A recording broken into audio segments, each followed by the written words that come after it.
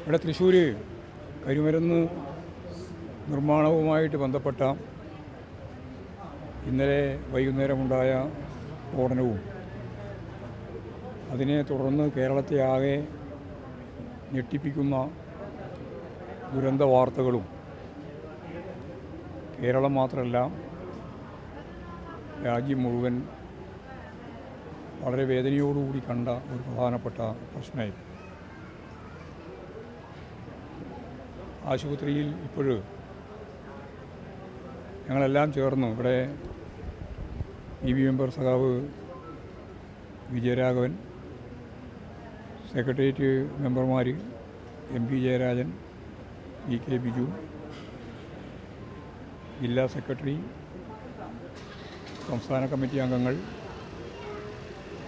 ജില്ലാ സെക്രട്ടേറിയറ്റ് അംഗങ്ങൾ ഉൾപ്പെടെ പാർട്ടി നേതാക്കളാകെ ഇന്നലെയും ഇപ്പോഴും ഞങ്ങളോടൊപ്പവുമെല്ലാം ആശുപത്രിയിലും സംഭവം നടന്ന സ്ഥലങ്ങളിലുമെല്ലാമായി ബന്ധപ്പെട്ട്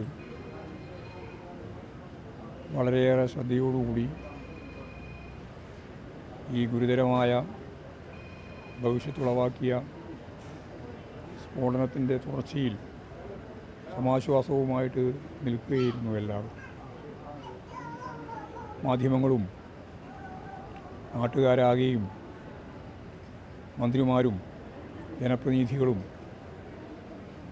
എല്ലാവരും അതീവ ശ്രദ്ധയോടുകൂടിയാണ് വളരെ സങ്കീർണമായ ദുരിതാശ്വാസ പ്രവർത്തനങ്ങളിൽ ഇടപെട്ടത്.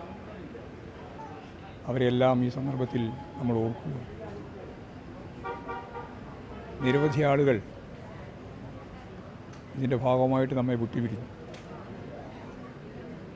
കണക്കുകൾ ഇപ്പോഴും വ്യക്തമല്ല. മാധ്യമങ്ങൾ 14 പേരെങ്കിലും മരിച്ചു എന്നാണ് വാർത്തയായിട്ട് നൽകിയിട്ടുള്ളതെങ്കിലും ഞങ്ങളിവിടെ ആശുപത്രിയുമായിട്ട് ബന്ധപ്പെട്ടപ്പോഴും അതുപോലെ തന്നെ സംഭവങ്ങളിൽ ആദ്യം മുതൽ ഇപ്പോഴും കൂടെ നിൽക്കുന്ന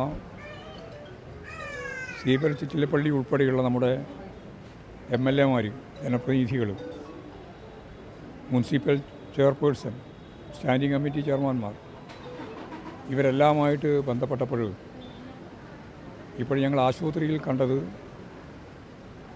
5 പേര് ICUവിലാണ് സീരിയസ് ആയിട്ട്. അതിൽ 2 പേര് വെന്റിലേറ്ററിലാണ്. ഈ 5 പേരിൽ വളരെ ഗൗരവതരമായ പരിക്ക് പൊള്ളലേറ്റവരാണ് അതിൽ 4 പേര്. അപ്പോൾ വളരെ ഗൗരവമുള്ള അപകടകരമായ അവസ്ഥ തരണം ചെയ്യാത്ത 5 പേരെയാണ് ICUവിൽ ഇപ്പോഴുള്ളത്. അത് 2 പേര് ഞാൻ നേരത്തെ പറഞ്ഞ പോലെ വെന്റിലേറ്ററിൽ കഴിയുക. ബാക്കിയുള്ള 6 പേര്, 2 സ്ത്രീകൾ ഉൾപ്പെടെ വാർഡിലേക്ക് ഇപ്പോഴും കൊണ്ടുവന്നു. 6 പേരുടെയും നില തൃപ്തികരമാണ് എന്നാണ് ഡോക്ടർമാർ പറഞ്ഞിട്ടുള്ളത്. 3 പേര് ഇവിടെ പ്രാഥമികമായ പരിശോധനയും ചികിത്സയും കഴിഞ്ഞ് വീട്ടിലേക്ക് പോയിട്ടുണ്ട്. അവർക്ക് വലിയ കുഴപ്പമുള്ളവരല്ല. 11 പേര് ഇവിടെ ആശുപത്രിയൊന്നും ആയി ബന്ധപ്പെടാതെ തന്നെ വീട്ടിലേക്ക് പോയിട്ടുണ്ട്. ആ സംഭവം നടന്ന മേഖലയിൽ നിന്ന് ഇതിൻ്റെ ഭാഗവാക്കുകളായിരുന്ന 11 പേര് വീടുകളിലെത്തിയിട്ടുണ്ട് എന്നുള്ള വിവരവും ലഭിച്ചിട്ടുണ്ട്. 9 പേരാണ് മരണം പൂർണ്ണമായും സ്ഥിരീകരിച്ചത്. അതിൽ 5 പേരെയാണ് തിരിച്ചറിഞ്ഞത്. ബാക്കിയുള്ളവരെ തിരിച്ചറിയാൻ സാധിച്ചിട്ടില്ല. അതേപോലെ തന്നെ തിരിച്ചറിയാൻ സാധിക്കാത്ത സന്ദർഭത്തിലും